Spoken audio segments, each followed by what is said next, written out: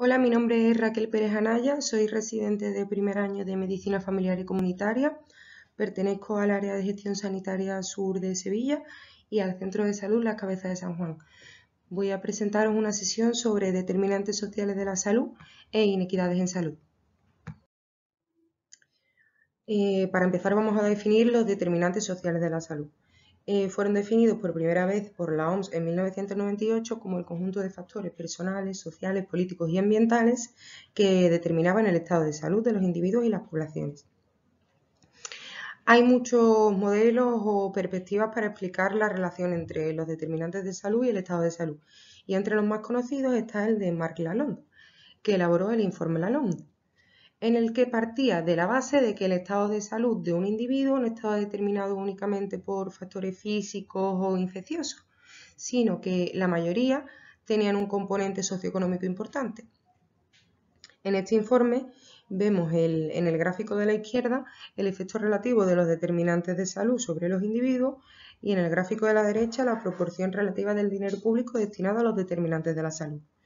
Vemos cómo, siendo el efecto relativo, por ejemplo, del sistema de salud de un 11% sobre los individuos, la proporción relativa pública del dinero que se destinaba a la misma era de un 90%, es decir, casi la totalidad. Sin embargo, para otros determinantes, como podrían ser los estilos de vida, que vemos que afectan un 43%, únicamente se le destinaba una mínima cantidad del dinero público, un 2%.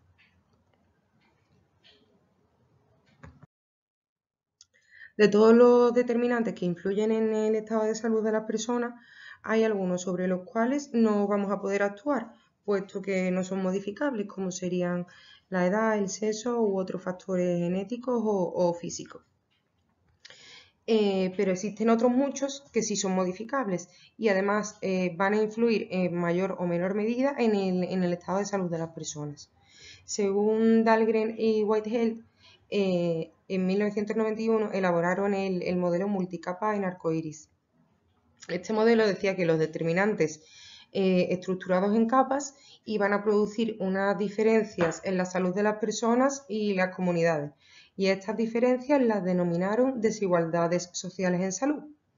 Explicando un poco el modelo en arcoíris, vemos como sobre los factores no modificables, que están representados en rojo, actúan de manera más cercana los estilos de vida y posteriormente las relaciones sociales y comunitarias.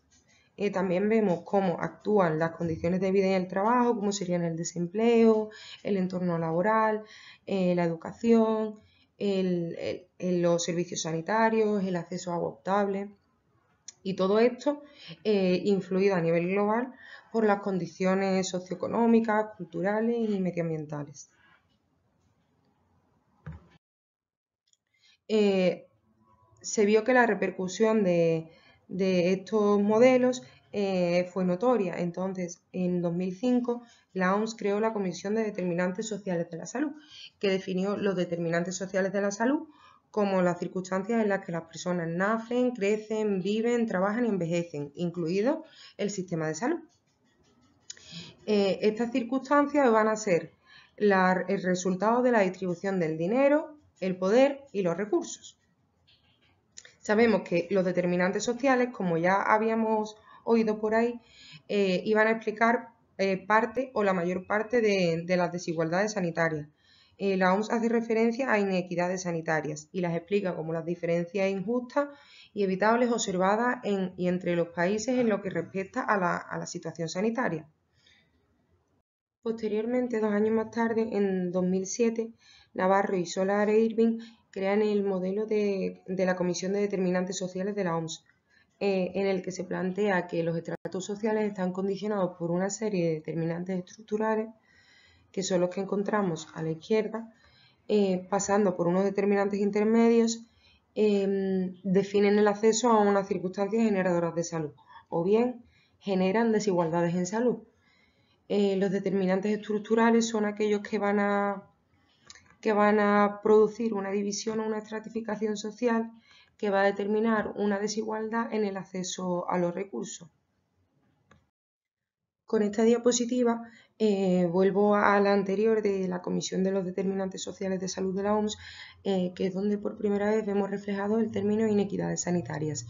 Y aunque en la actualidad los términos inequidad y desigualdad son utilizados de manera indistinta, es preciso matizar un poco cuáles son las diferencias entre ambos.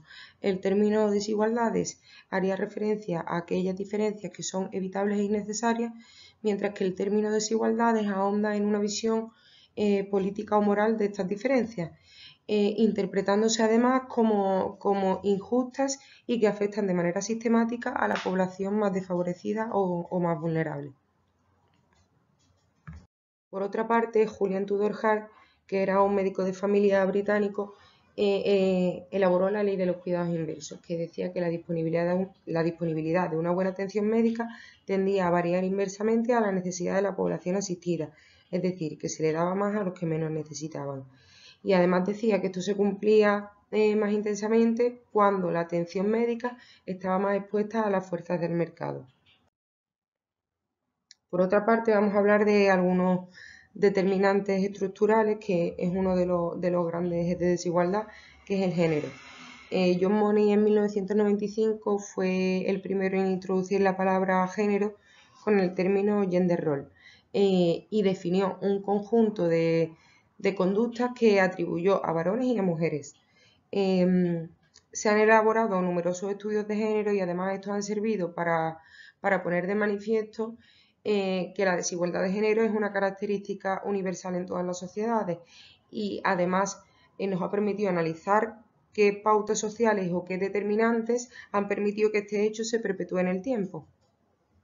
Sabemos que la división sexual del trabajo existe y clásicamente la mujer se ha visto relegada a la esfera de lo privado, encargándose del ámbito doméstico, normalmente trabajos no remunerados e invisibilizados, y encargándose de lo que sería el trabajo reproductivo en el ámbito familiar. Sin embargo, el varón se ha vertido en la esfera de lo público, encargándose de la economía, de ser la figura que impulsa económicamente a la familia y encargándose de lo que conocemos como el trabajo productivo.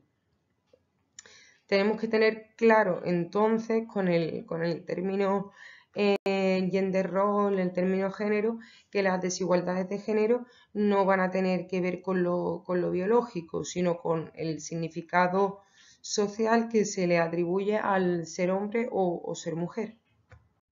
Otro de los determinantes que está directamente relacionado con el género es la pobreza.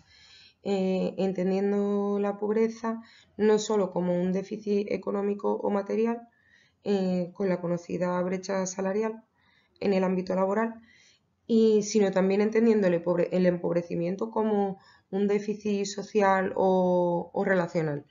Existe evidencia de que hay muchas más mujeres que hombres por debajo del umbral de la pobreza en general. Sabemos que hay muchas mujeres que se han incorporado al mercado laboral y además esto ha resultado beneficioso para su salud, resultando en una mejor percepción de su estado de salud y en un menor riesgo de enfermar y menor morbimortalidad, pero sin embargo, a pesar de que ha habido una mayor incorporación de mujeres al ámbito laboral, no ha habido un aumento de hombres que se ocupen de lo que sería el trabajo reproductivo, ¿no? en el ámbito doméstico. Esto ha conllevado que haya muchas mujeres que hayan tenido que ocuparse del ámbito del trabajo productivo y del reproductivo. Este fenómeno se conoce como doble presencia y este condiciona un aumento de la morbimortalidad de hasta un 50% en ciertos colectivos de mujeres.